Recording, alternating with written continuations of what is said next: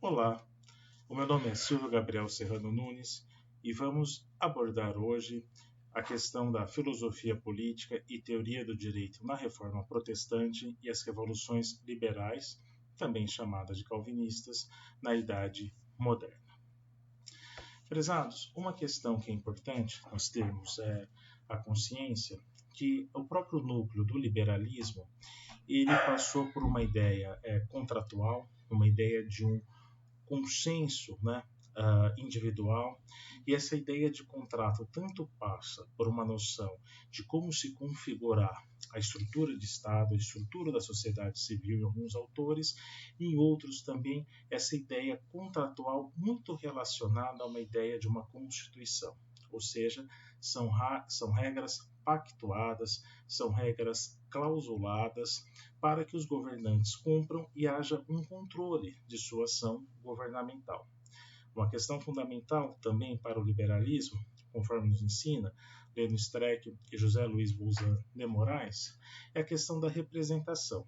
Lembrando que na modernidade, essa representação passa muito por uma figura, primeiramente, ligada à nobreza, ligada a esses órgãos representativos que são eminentemente aristocráticos e, posteriormente, já no final da modernidade, já se pensa mais em processos mais democratizantes e um acesso, em especial ao terceiro Estado, em especial na Revolução Francesa, se configurando e se desenvolvendo progressivamente uma ideia de uma representação mais democrática.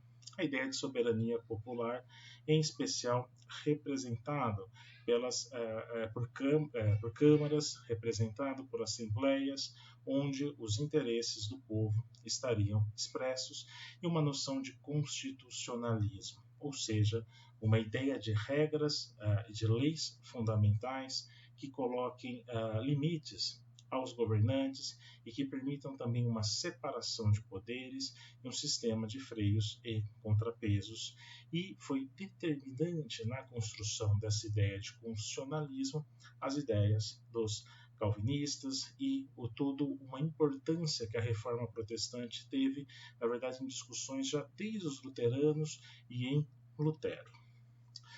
Prezados, o ministro do Supremo Tribunal Federal e constitucionalista, o professor Luiz Roberto Barroso, ele diz que os fundamentos teóricos do constitucionalismo moderno começaram a ser lançados após a Reforma Protestante. Aqui nessa citação eu até não a estendo por completo, porque aqui ele está mencionando mais Locke. Mas é importante nós trazermos também autores anteriores a Locke e autores que Locke dialogou, que Locke também bebeu de suas fontes para criar sua teoria e que infelizmente são muito pouco estudados no Brasil, que são esses autores ligados à Reforma Protestante. Uma questão importante é que as revoluções liberais, em especial 3 delas, também já foram chamadas de revoluções calvinistas. A revolta nos Países Baixos, no século XVI, que está ligada à destituição de Filipe II da Espanha, onde essa nobreza protestante vai se valer, inclusive, teoricamente, de tratados de calvinistas como Theodore de Beze, que é um autor também que dialoga com esses revolucionários, é um autor também que dá um subsídio, quase que uma consultoria jurídica, entre aspas, para esse processo. A Revolução Inglesa, na qual podemos destacar, por exemplo, John Milton. John Milton, que na verdade vai romper com os calvinistas, mas recupera em sua teoria, em seu pensamento, o pensamento dos calvinistas que o antecede, para justificar as ações revolucionárias e, em especial, a supremacia do parlamento.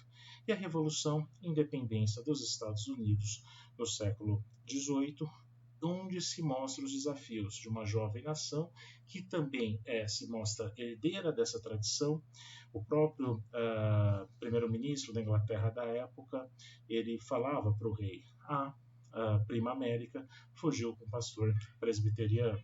Ou seja, mostrando a importância que a igreja presbiteriana e que outros, calvinistas tiveram nesse processo de independência dos Estados Unidos e também lendo essas fontes teóricas dos séculos anteriores.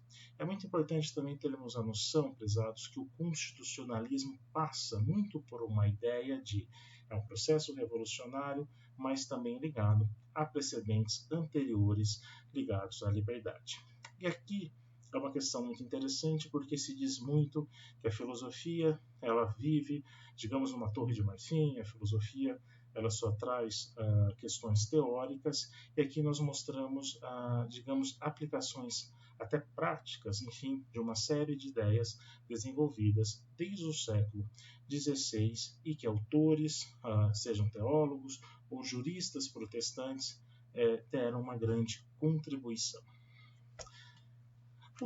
Prezado, a gente tem que ter uma ideia que haveria quase que uma fatalidade dessa relação entre reforma protestante e poder político. Aliás, o próprio cristianismo, desde seu início, ele mostra essa relação. Os primeiros concílios foram chamados pelo imperador do Império Romano. Os protestantes, muitos ainda possuem vínculos institucionais com a Igreja Católica. O próprio Lutero era um monge agostiniano e ele sabe que eles precisam dessa defesa do poder civil, dos governantes civis, para dar intento, dar cabo, enfim, a esse projeto reformador que eles tinham.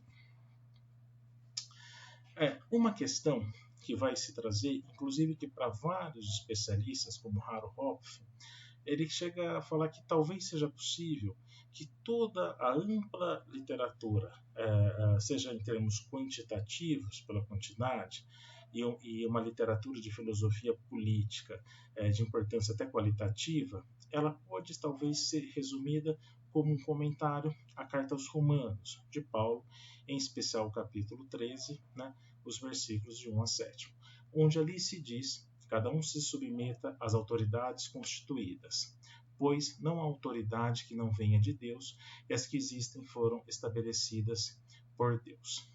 Isso gera o seguinte problema: qual a atuação em boa consciência que um cristão pode ter, um cristão reformado, quando se iniciam as perseguições religiosas? Isso vai gerar uma série de teorias. Prezados, atentem que Paulo usou no plural autoridades constituídas. Né? Essa informação é de extrema importância, pois isso vai trazer implicações em teorias a respeito do direito de resistência.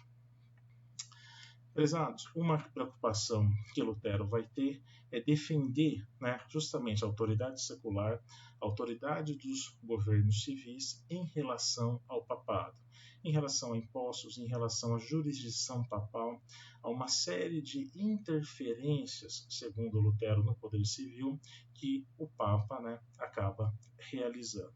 Isso, na verdade, é uma questão que já vinha desde a Idade Média, que na Reforma Protestante isso vai se ampliar, essa discussão. Uma outra questão que o Lutero também ele vai muito se opor, que ele fala que isso também é um atentado à legitimidade, à dignidade das autoridades seculares, das autoridades civis, são os anabatistas. Essa expressão anabatistas ela é usada pelos reformadores magisteriais, que são aqueles que alegam a plena legitimidade pelas escrituras dos governos civis, inclusive até uma importância de uma colaboração para esse projeto de reforma em relação aos reformadores radicais, como Munzer e outros segmentos também.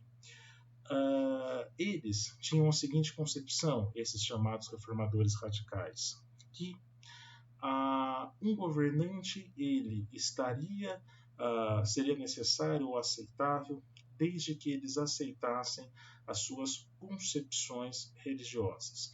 E essas concepções se passavam muito também pelo bafejo do Espírito Santo, por certas revelações, fugindo um tanto quanto de uma certa ortodoxia que mesmo os luteranos vão progressivamente construindo.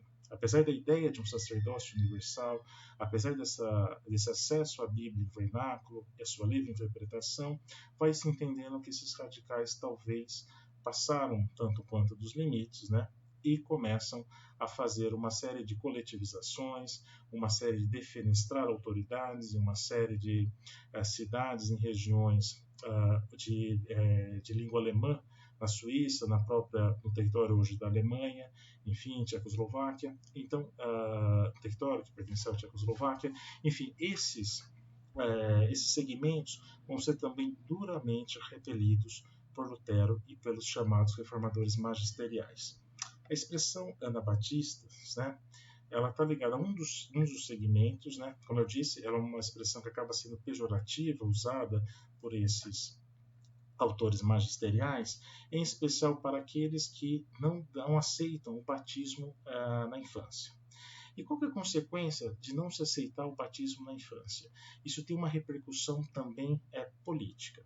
Prezados, a inserção do batismo envolvia também a própria inserção numa comunidade civil. Nesse tempo não existe nenhuma ideia ou concepção de uma separação entre Estado e Igreja, entre as comunidades políticas, e a ideia de uma religiosidade. Existe uma ideia de uma religiosidade, uma religião, enfim, oficial, e daí essas consequências políticas tão sérias. Uma questão que também é muito importante se dizer é que a reforma protestante ela passava nesse momento histórico como uma lei. Ela, além dos aspectos teológicos, ela é um ato também jurídico e político. Prezados, um exemplo dessa questão de um problema constitucional que Lutero vai colocar é a autoridade secular, né? É um grande clássico do pensamento político de Lutero, mas aqui eu quero trazer para vocês uma obra que talvez seja menos comentada, mas muito importante, onde Lutero traz um problema da chamada talvez competência. Quem vai poder julgar um mau governante? Quem vai poder julgar um rei que não cumpra com as suas obrigações? Na citação, Lutero vai dizer: consta que o rei da França deve governar de acordo com os parlamentos do seu reino, no caso da França, os Estados Gerais, e que o rei da Dinamarca também é obrigado a prestar juramento sobre artigos especiais.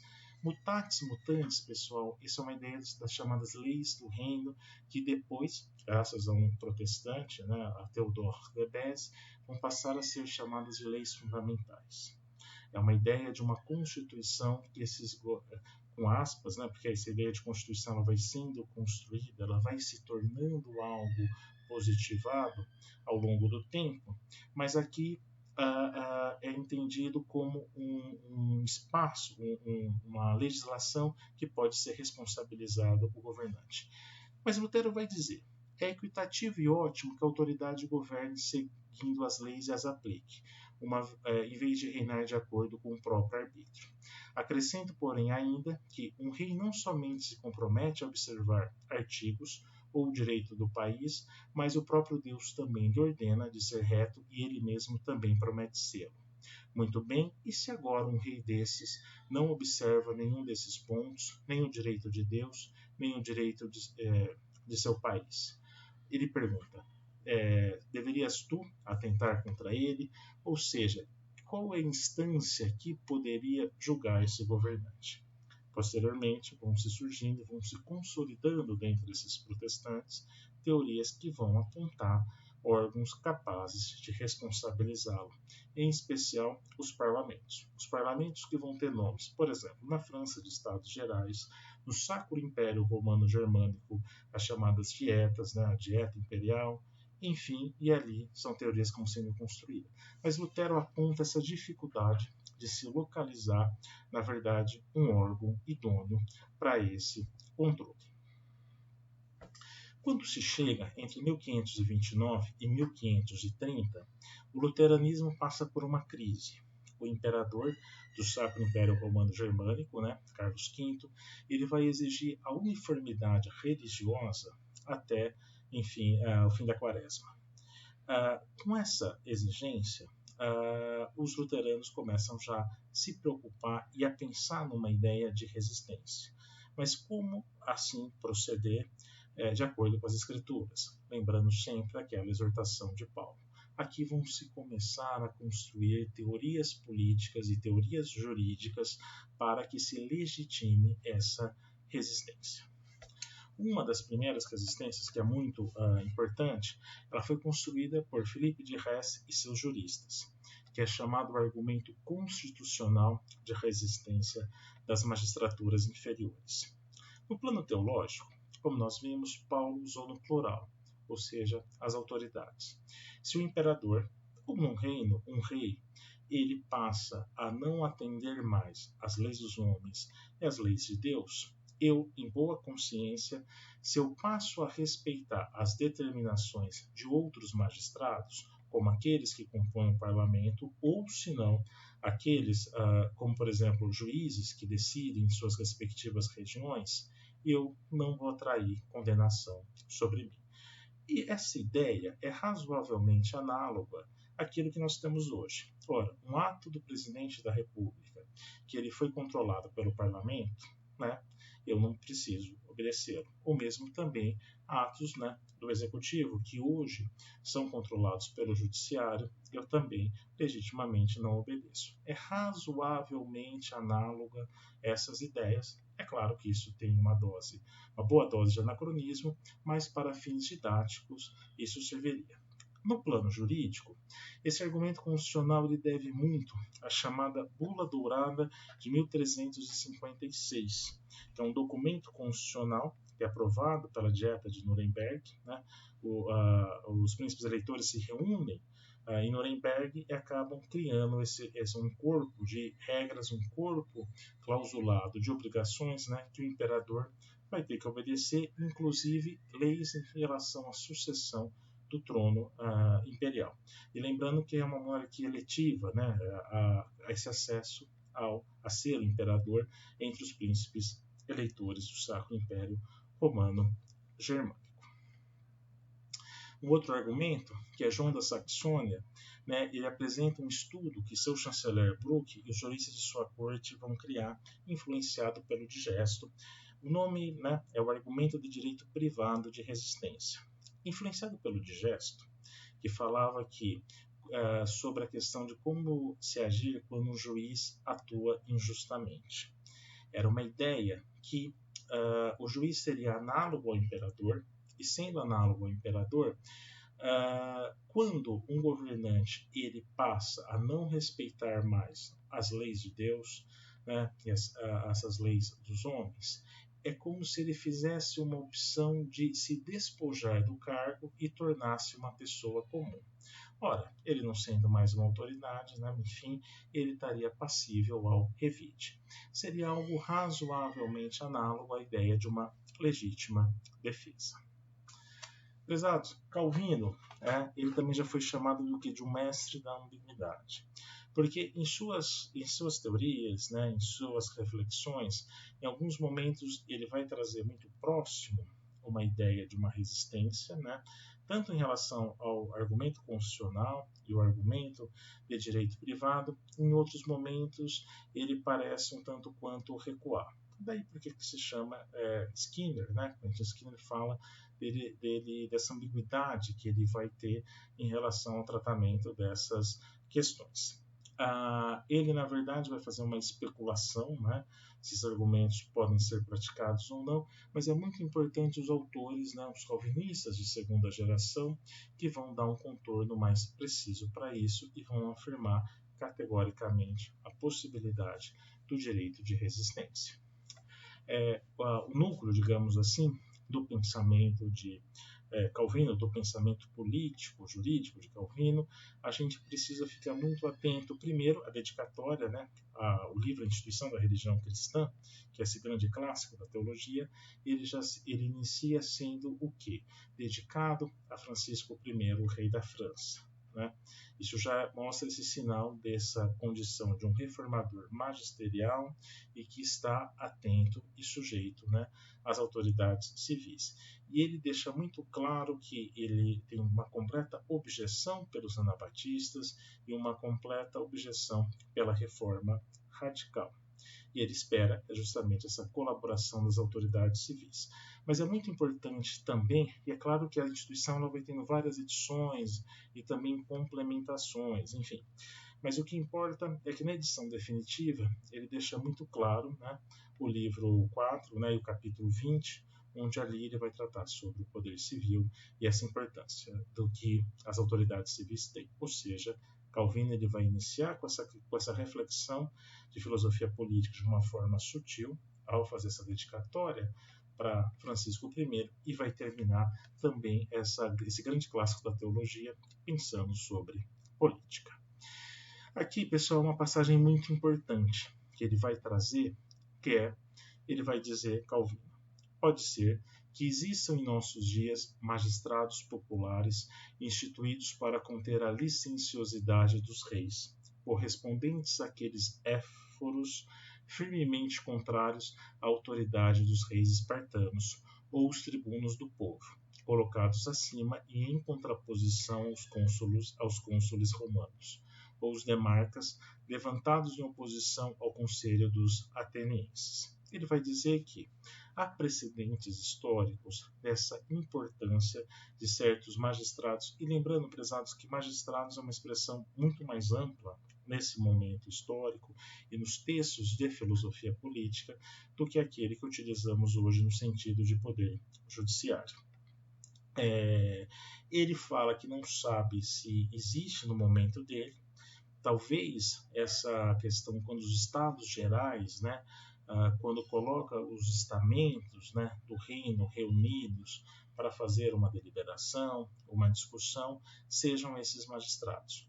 Se isso existir, se estiver de acordo com as leis do reino, ele não vai se opor. Então é legítima a resistência praticada pelos estados gerais.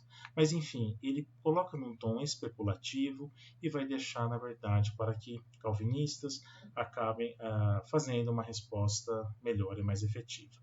Também é muito importante os textos dele sobre o profeta Daniel, onde também ele traz argumentos de direito de resistência e também ele flerta, ele acaba um tanto quanto assimilando também a questão do argumento de resistência de direito privado. Prezados, é importante nós termos em mente os chamados monarcômacos, que são os calvinistas, que são teólogos ou juristas, enfim, que vão fazer toda uma série de tratados onde vai tratar dessa legitimidade do direito de resistência. Em regra, sempre por essa via, uma via institucional, pelo argumento das magistraturas inferiores. Ou seja, eles vão afirmar que os parlamentos reunidos como os estados gerais, as dietas, elas têm essa legitimidade para fazer esse controle dos governantes e também, em última análise, destroná-los, né? Num processo razoavelmente análogo ao impeachment na atualidade. Mas isso, é claro, essa afirmação passa mais por uma questão didática e sempre com uma certa cautela esse tipo de comparação. Pesados, os tratados, né, que eles estão na década de 1550, que geralmente são ligados aos autores britânicos, né, eles acabam tendo uma fundamentação até mais teológica. E depois, os tratados na década de 1570, em especial depois da noite de São Bartolomeu, são tratados que vão ter uma preocupação mais, uma fundamentação mais, digamos, secular e mais jurista. É claro que isso não é completamente, enfim, secular, até pelo momento histórico que se vive naquele momento. Prezados, um autor importante desses britânicos é John Knox.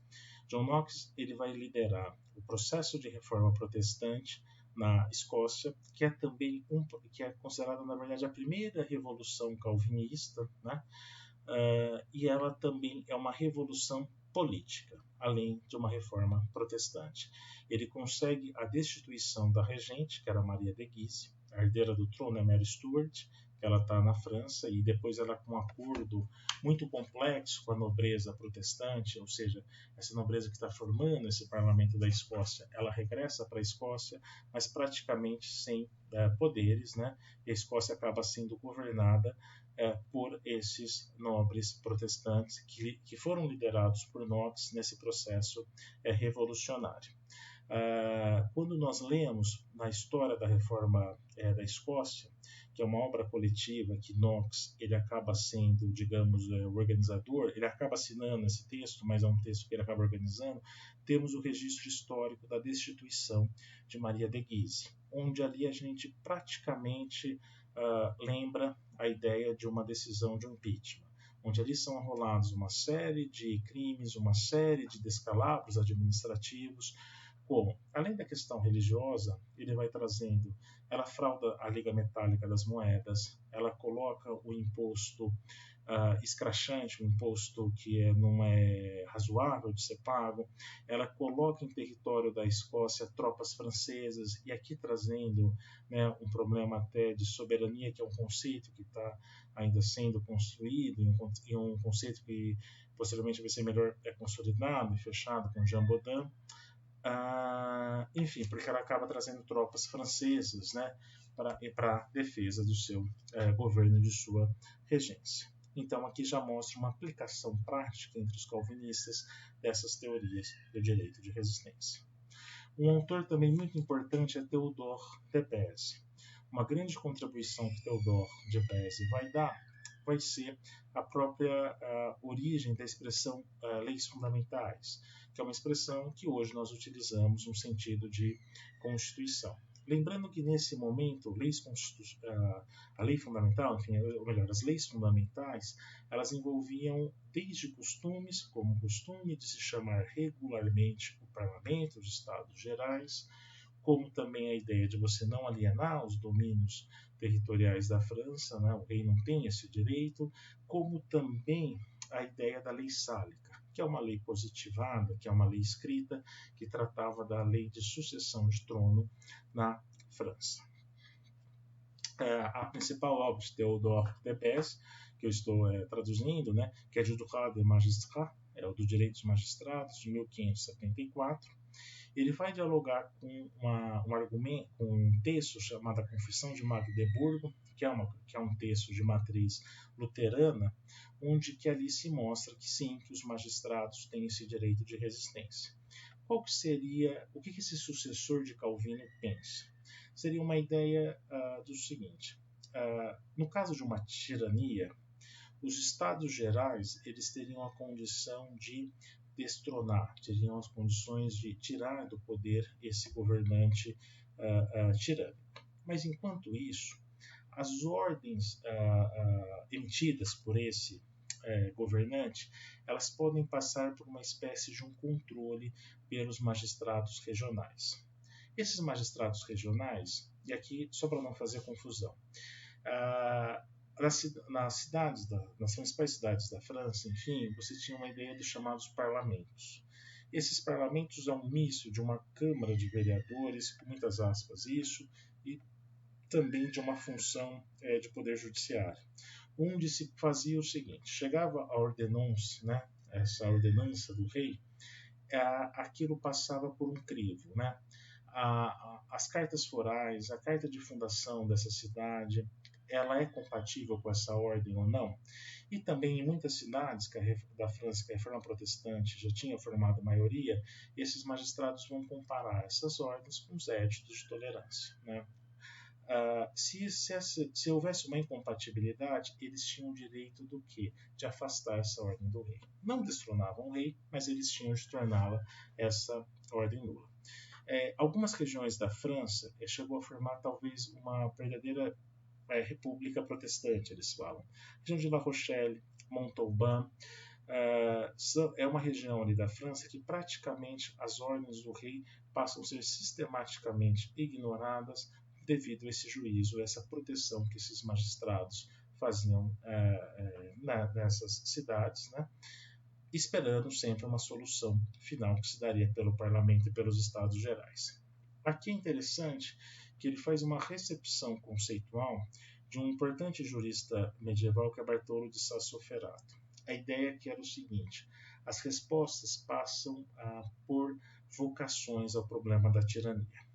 Se eu tenho uma tirania, a ideia de um tirano por exercício. Um exemplo.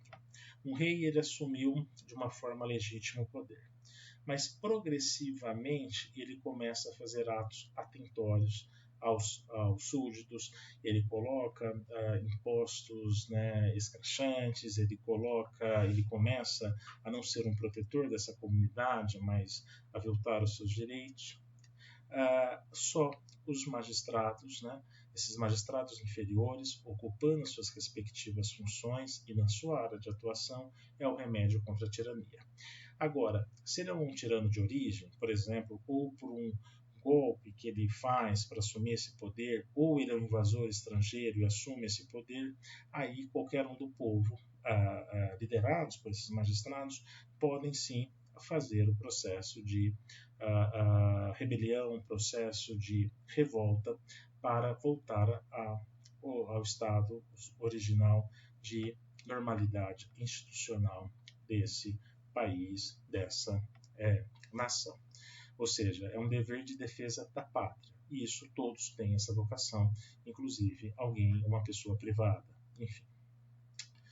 Pessoal, essas teorias, né, e que no fundo também tem um fundo contratual, segundo a Arlette Joanat, que ela é uma grande especialista sobre as guerras de religião na França, ela coloca que a teoria do contrato é uma resposta dos huguenotes à instabilidade dos éditos, que por vezes acordavam uma certa liberdade de culto e às vezes a revogavam.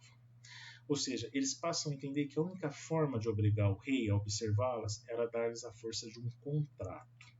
Essa doutrina também avisa a opor ao monarca regras firmes que limitam os riscos do poder absoluto. Ou seja, em algum sentido, essa monarquia contratual que esses teóricos estão criando vai prefigurar, vai pré-anunciar uma ideia de uma monarquia constitucional. Ou seja, também é uma maneira de exaltar essa dignidade do súdito, que ele não deve obedecer cegamente, mas ao contrário, permanecer vigilante e subtrair sua obediência se estimar que o rei não respeita suas obrigações. Ou seja, são teorias que vão sendo construídas, né, contra uma ideia de um absolutismo monárquico.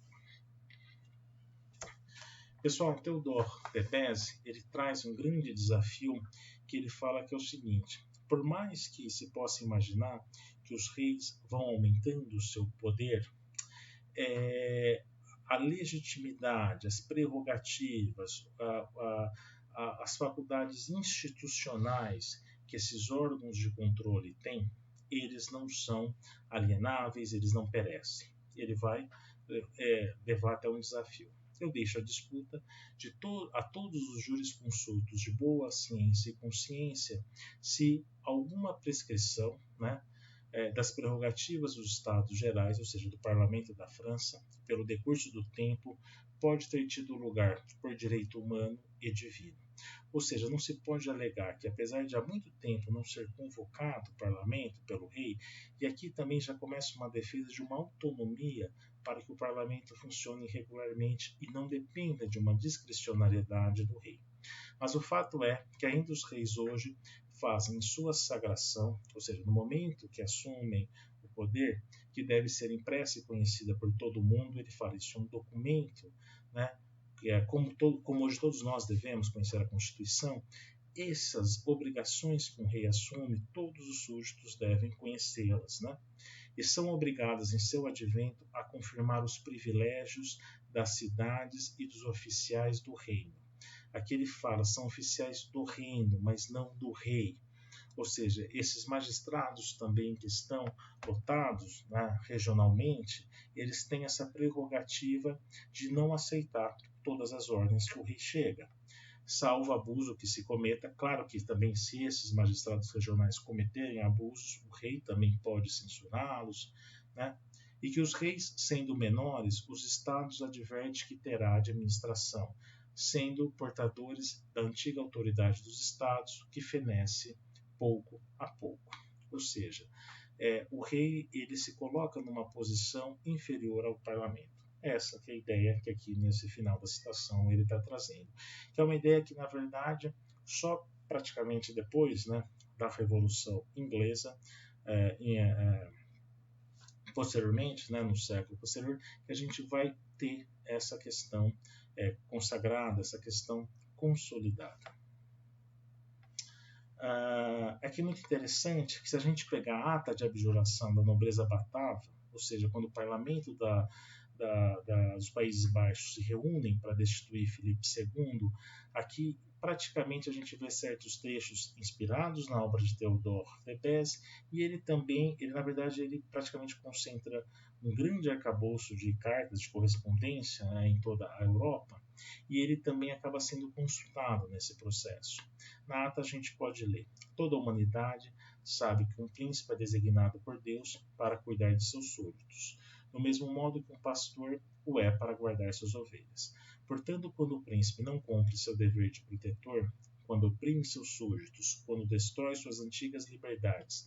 Aqui, pessoal, a gente tem que entender: destruir as antigas liberdades é como se hoje seria a ideia de um presidente, de um governante descumprir a Constituição. E os trata como escravos, há de ser considerado não como um príncipe, mas como um tirano. Em tal caso, os estados, aqui lê-se o parlamento dos Países Baixos, né, ou de qualquer país, podem depô-lo e eleger outro em seu lugar. Ou seja, fazer essa substituição para que uma nação tenha um bom governante. Ou seja, já é uma ideia muito clara de um controle dos governantes e uma ideia que essa tradição também calvinista de pensadores vai consolidando de checks and balances, ou seja, de freios e contrapesos, né? Que a divisão de poderes ela é fundamental para o bom funcionamento de qualquer Estado. Pessoal, Althusius é um autor, né, ligado aos Países Baixos, né? Ele também um grande pensador, um grande teórico. Ele vai ser um grande defensor, né, desse processo revolucionário que ocorreu nos Países Baixos, em especial na obra Política Metodicamente Apresentada e Ilustrada com exemplos sagrados e profanos, né? Aqui ele vai trazer justamente essa ideia que no momento da eleição do governante, né, você tem que ter essa questão de um grande cuidado com a chamada lei fundamental do reino, né, Lex Fundamentalis Regni, em que ali você vai ter uma ideia dessa associação e aprovação dessas cláusulas, dessas medidas. E isso é algo de tão importante que é como se fosse a coluna do reino, ou seja, é a ideia, aquilo que dá estrutura, aquilo que dá fundação. É que até uma metáfora da construção civil. Quando essas leis fundamentais, ou quando essa lei fundamental é desrespeitada, eu coloco em risco toda essa comunidade política, eu coloco em risco todo o Estado. Pessoal, John Milton é um autor muito ligado, né, à Revolução Inglesa. Na verdade, ele começa entusiasta em relação aos calvinistas, depois ele acaba se opondo aos presbiterianos, em especial quando os presbiterianos começam a ter uma postura mais prudente, mais em relação ao avanço do processo revolucionário inglês. Então ele vai recuperar toda essa tradição de pensamento político de calvinistas, né, e protestantes, e vai mostrar, né, que na verdade isso é extremamente coerente, esse processo revolucionário que a Inglaterra está vivendo. E aqui é muito importante também nesse momento que a afirmação das prerrogativas do parlamento, a importância e a força que o parlamento tem. Ele vai dizer: certamente, se o parlamento pode, sem a vontade e o consentimento do rei, revogar e rescindir seus atos e os privilégios concedidos a qualquer pessoa, circunscrever as próprias prerrogativas régias conforme julgar melhor, diminuir seu rendimento anual, as despesas da corte, seu séquito e, em suma, todos os negócios da Casa Real, se pode até afastar mesmo seus conselheiros, aqui é a figura de ministros, né, e amigos pessoais, ou mesmo arrancá-los de seu seio para puni-los. Em resumo, se por lei é assegurada a qualquer pessoa recurso a respeito de qualquer matéria do rei para o parlamento, porém não inversamente. Prezados, qual que é a ideia? A ideia é o seguinte: é a defesa da supremacia do parlamento sobre o rei. parlamento é que vai ter a última palavra. Ou seja, e os atos do rei também eles devem ser calcados, pautados dentro do que o parlamento deliberar. Mutatis mutandis lembra muito que a lógica de nosso princípio da legalidade. É claro que isso, né, com aspas, é claro que isso com a devida ponderação, né? Resumindo, enfim, o que diz John Milton. O parlamento é o Conselho Supremo da Nação, constituído por pessoas completamente livres, ou seja, o rei ele não pode fazer qualquer ato que contraria ou que constranja os parlamentares em suas atividades e dotá-los de pleno poder para o propósito de consultarem juntas sobre as questões mais importantes. Ou seja, o rei não pode decidir unilateralmente as questões mais importantes do reino, mas sim o parlamento. O rei foi criado, aqui no sentido de o rei ele foi eleito. Prezados, mesmo numa monarquia que é hereditária, sempre se tem uma ideia que o testamento, enfim, essa indicação do sucessor, ela vai ser também chancelada, passada e aprovada pelo parlamento, para cuidar que se cumpram todas as resoluções geradas pelo parecer e pela opinião desses estados, ou seja, desses estamentos sociais que estão reunidos no parlamento, ou seja, uma clara e objetiva afirmação de que o parlamento é mais importante, é a instância mais, a última instância, a instância decisiva de um Estado, e não o rei. Prezados, no processo revolucionário dos Estados Unidos, também muito ligado a esses autores, esses textos desses calvinistas estão passando pela colônia britânica e estão dando elementos para o processo revolucionário. Mas um clássico da filosofia política, que na verdade é um clássico que ele vai estar ligado, associado e preocupado com a questão da aprovação da Constituição, né, norte-americana, ele também vai fazer reflexões sobre o processo revolucionário que levou os Estados Unidos à independência. É uma série de artigos, né, que saem na imprensa de Nova York para contribuir para essa ratificação da Constituição dos Estados Unidos em substituição às leis, os artigos da Confederação.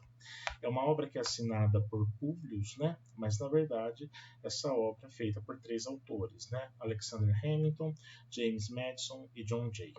Né? Prezados, aqui é muito importante nessa colaboração, porque se no processo dessa civilização, digamos, calvinista, a Inglaterra vai trazendo um aspecto muito importante, que seria a questão do parlamento, a gente vai ter, tanto no federalista e depois nas construções jurisprudenciais da Suprema Corte, um fortalecimento do judiciário em relação aos desmandos, né? Tanto de um presidente como também os desmandos até de um próprio parlamento em relação ao judiciário.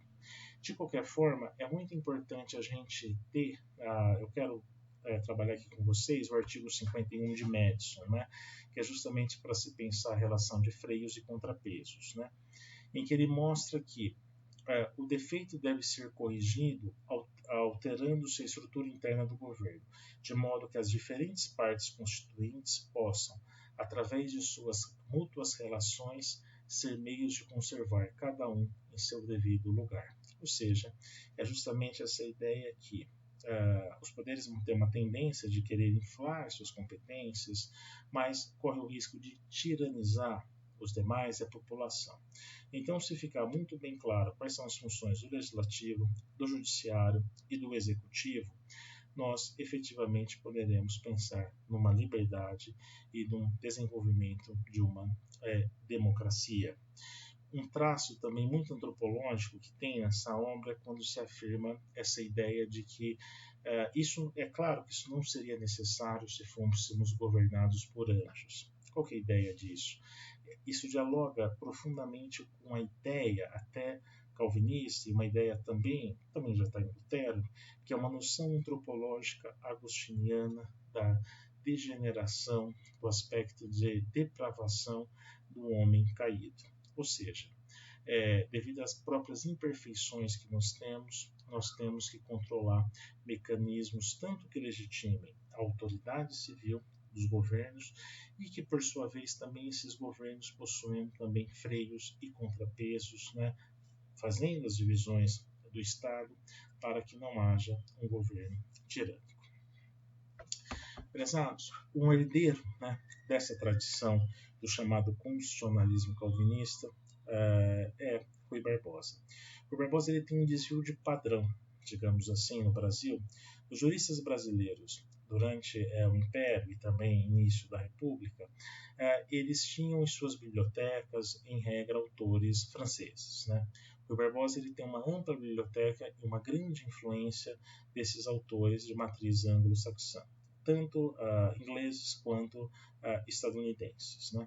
E, em especial, ele herda muito dessa tradição, ele é um leitor do Federalista, ele acompanha as decisões da Suprema Corte norte-americana, porque ele é o arquiteto das instituições republicanas. Uma vez proclamada a República no Brasil, ele vai ser o autor do decreto número 1, no próprio dia 15 de novembro, e depois ele vai fazer uma revisão tão profunda em nossa segunda Constituição e a primeira Constituição da República de 1891, que ele praticamente se confunde como autor. E ele tem uma preocupação de aplicar todas essas práticas e teorias no sentido de se manter uma liberdade.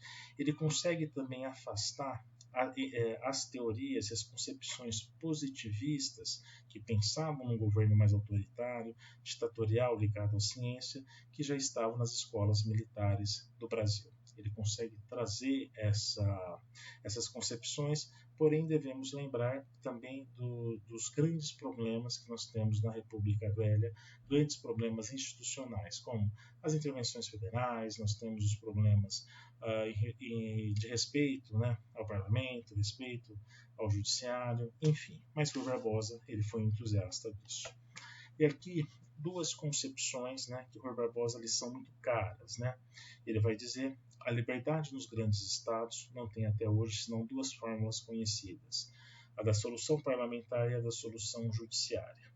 A da monarquia britânica, né, ligada a essa supremacia, essa importância do parlamento, e a da República Americana, que vai formular e vai compor esse judiciário forte.